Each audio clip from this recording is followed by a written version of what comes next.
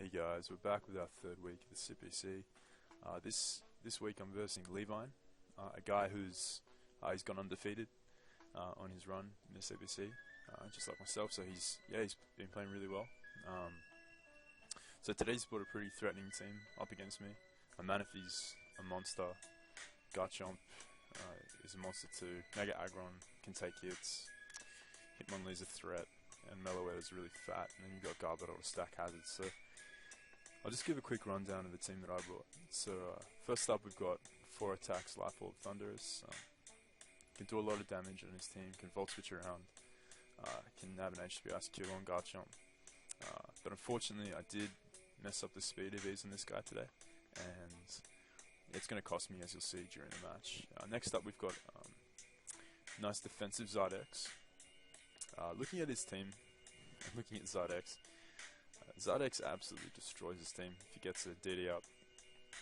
Can outspeed his team by an unburdened boosted Hitmonlee, and can deal huge damage to his team. Can sweep if it gets up to +2.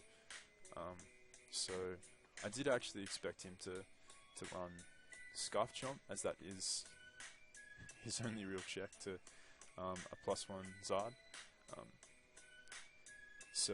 Apart from an unburdened Hitmonlee, but Hitmonlee isn't taking down a Zard at full.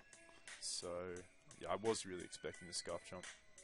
So I did actually bring a defensive Zard out here, who can actually wall Aggron, can wall Scarf Chomp after a Willow, can take hits from Hitmonlee, and yeah, doesn't care about Garbodor. Next up I've got Tentacle. Now this guy is built to take on Manaphy, Salgo Manaphy. Assuming he gets the +6, I can take any hit and Mirror Coat back. If he runs Psychic, I'm actually carrying the Psychic Resist Berries, so I don't fear those. And he can spin away hazards for Zard and Thunderous. So next up we've got Shaman. Again, bringing a pretty defensive Shaman set. I do need a Scarf Garchomp EQ check, assuming he was Scarf. So I did bring Shaman. Leech Seed, get some health back, annoy his team, and Seed Flare to hit Manaphy.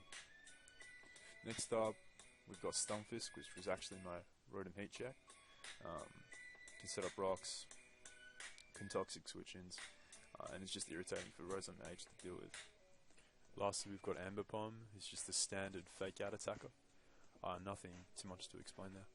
So anyway, let's hop into the match. So first up, I lead out with my Thunderous. He leads out with Garchomp, and he switches out, fearing the HP Ice. I switch out too because I don't want to risk him being Scarf, as I thought he would be, or even Yachi and taking me out there with a Stone Edge. So I switch out to my Shaman. It is my defensive check to Garchomp. He goes into Meloetta, and I can't stay in because I can't let this thing set up. So I go out to my Amber Bomb here as he sets up a Calm Mind. Get off the nice fake out damage there, but he didn't take too much from it considering I am Life Orb, so he is defensively invested, and he actually takes the knockoff, which is pretty big, and knocks me out with the Psyshock. This allows me to revenge with Thunderous. Just go for that knockoff in case he wanted to switch out to Chomp. And he brings in the Garbodor, so I Volt Switch here, not wanting him to be able to damage my Thunderous. And this allows me to get up rocks with my Stunfisk on the next turn. So he goes for Rock Blast there.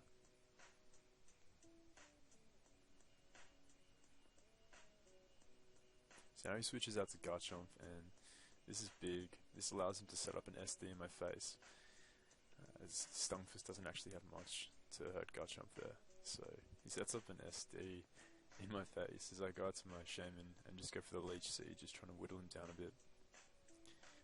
Gets the poison. Doesn't really matter. But he switches out here, expecting me to protect Storm. And I get a Seed Flare off from the Hitmonlee, which is nice. That's big.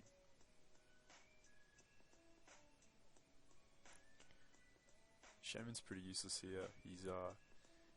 He's gonna die anyway, so I just let him only take me out here, as I get the switch into my Stunfisk next.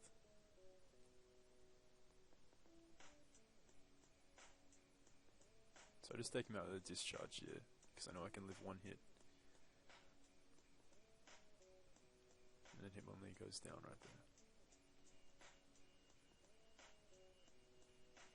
So then comes Guard Jump again, and I can't do anything to this monster. So he just sets up the Sword Dance. I Pain Split here, just trying to whittle him down a bit.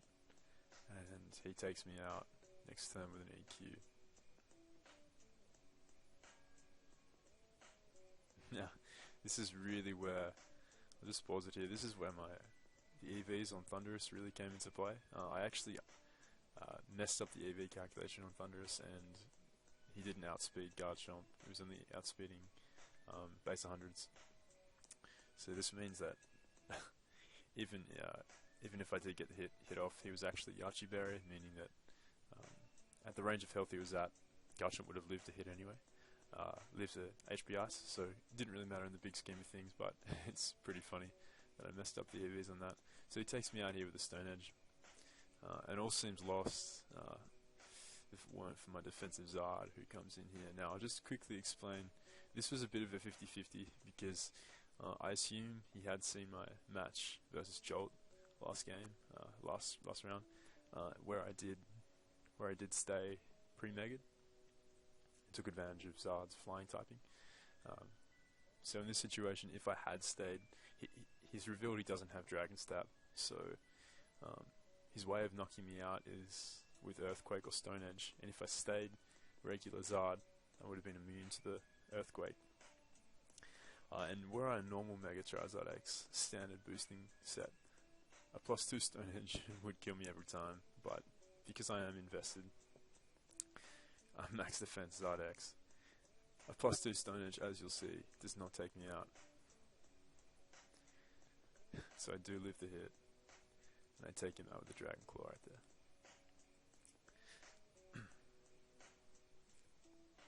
So he rings his Garbodor, hoping that I'll take myself out by attacking and making contact with his Rocky Helmet. And he goes to the Rock Blast, and that does absolutely nothing. So it allows me to heal up.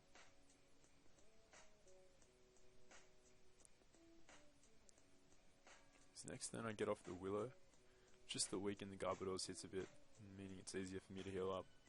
I need to be at full health to take on the Aggron.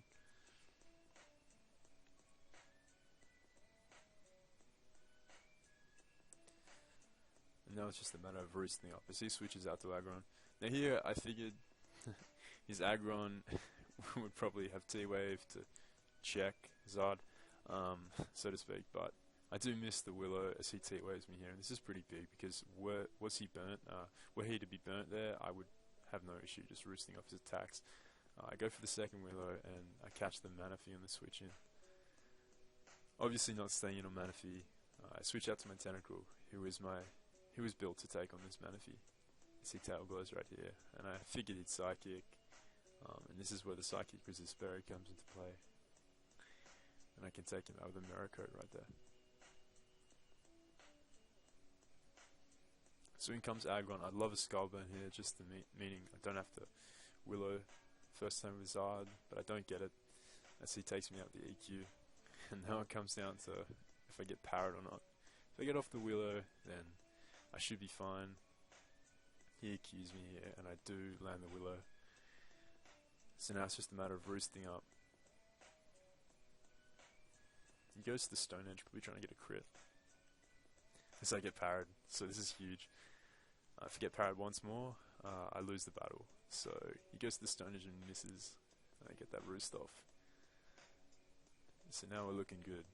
Aggron is going to struggle to take me down as he actually switches out here for some reason, allowing me to heal up. Maybe forgetting that Garbodor was burnt. So in comes Aggron again. He misses the Stone Edge, didn't really matter at this point. No two hits of his could take me out right there. And that is the match. So good game, Levine. Good match, man. You prepped well. But defensive Zard just coming through in the end there. So good luck in your future rounds, man. And yeah, thanks for watching, guys.